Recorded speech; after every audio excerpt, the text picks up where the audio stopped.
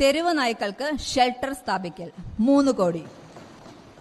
നഗരപരിധിയിലെ ജനങ്ങളുടെ സംരക്ഷണവും തെരുവ് നായ്ക്കളുടെ നിയന്ത്രണവും ഉറപ്പാക്കുന്നതിനായി പ്രത്യേക ഷെൽട്ടർ കേന്ദ്രങ്ങൾ സ്ഥാപിക്കുന്നതാണ്.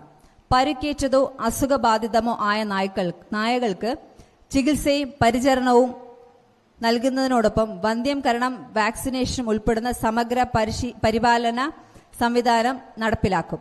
ഇത് പൊതുസുരക്ഷ ഉറപ്പാക്കുകയും റാബീസ് പോലെയുള്ള രോഗങ്ങൾ നിയന്ത്രിക്കാനും സഹായമാകും.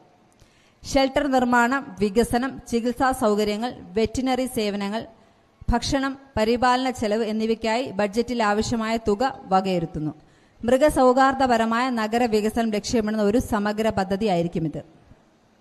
വെറ്റിനറി ആശുപത്രി നവീകരണവും വികസനവും 1 കോടി. നഗരപരിധിയിലെ മൃഗങ്ങളുടെ ആരോഗ്യ സംരക്ഷണം ശക്തിപ്പെടുത്തുന്നതിനായി വെറ്റിനറി ആശുപത്രിയുടെ നവീകരണവും വികസനവും നടത്തുന്നതാണ്.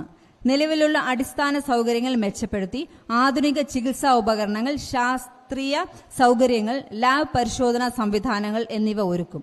ഇത് മൃഗക്ഷേമവും പൊതുജനാരോഗ്യവും ഉറപ്പാക്കുന്ന ഒരു പ്രധാന വികസന നടപടിയായിരിക്കും.